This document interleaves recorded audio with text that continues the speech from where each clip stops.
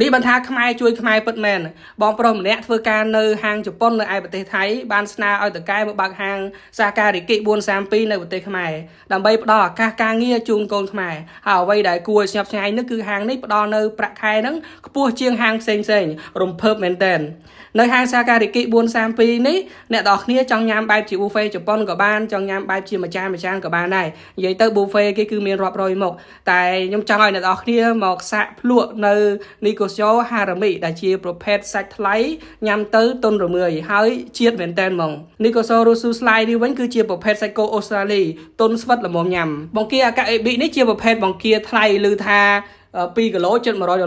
វ៉ាវក៏មានជា oyster បែបខ្មែរដែលអ្នកនរគ្នាអាចញ៉ាំជាលក្ខណៈស្រស់បានដែរហើយស៊ីមីសាបាក់នេះគឺមើលទៅស្រស់តែបានឆ្អិនហើយដោយសារតែគេត្រាំជាមួយនឹងទឹកខ្មេះនិងគ្រឿងផ្សំផ្សេងរសជាតិរៀងជូរតិចអញ្ចឹងអ្នកនរគ្នាដែលចង់ញ៉ាំគ្រឿងសមុទ្រឬក៏សាច់បែបថ្លៃ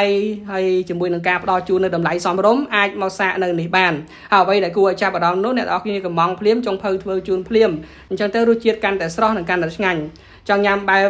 ថាគូយ៉ាគីឬក៏វ៉ាវយូគីក៏មានដែរជូនមកពេញចិត្តហ្មងក្នុងនេះមានទឹកស៊ុបចំនួន6ប្រភេទតែទឹកស៊ុបដែលខ្ញុំចូលចិត្តនោះគឺស៊ីបេរ៉េនេះជាងគេដោយសារតែវាមាននៅជាតិហឹរ promotion ល្អ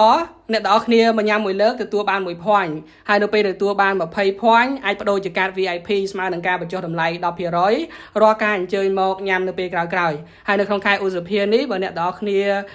ខលកក់លើសពីចំនួន10នាក់នឹងមានការ free ស្រាសជប៉ុន1ដបចំណុះ300 ml ហើយបើសិនជាកក់លើសពី20នាក់នឹងមានការ free ស្រា1ដបដូចគ្នាតែចំណុះរហូតដល់1លីត្រជូនភ្លាមហ្មងហើយបើអ្នកនរគ្នាចង់រៀបចំជាកម្មវិធី birthday នៅទីនេះគឺមានការ free បន្ទប់ខារ៉ាអូខេ free salmon cake ជូនភ្លាមទៀតអូអេមែនតើសម្រាប់អ្នកនរគ្នាដែលចង់ញ៉ាំអស់លុយតិចអាចកំងនៅម្ហូបមួយមុខផ្សេងគ្នាដាច់ដោយឡែកបានអាចសាកភ្លក់នៅ Sushimi Fai Mori នេះដែលមាននៅ5មុខក្នុងចានតែមួយពេញប៉ោះ Bijin នេះគឺនាំចូលពីជប៉ុនផ្ទាល់សាច់ច្រើនរសជាតិប្លែកឬក៏ចង់ញ៉ាំបែបជា oyster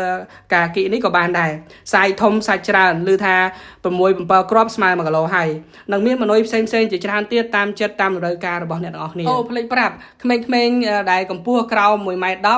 ញ៉ាំ free អត់គិតថ្លៃទេអញ្ចឹងសម្រាប់អ្នកទាំងអស់គ្នាដែលចង់ញ៉ាំហើយច្រៀងលេងនៅក្នុងបន្ទប់ខារ៉ាអូខេវិញអញ្ជើញមកលើសពី5នាក់នៅចន្លោះថ្ងៃអាទិត្យដល់ថ្ងៃពហុនឹងមានការបញ្ចុះតម្លៃ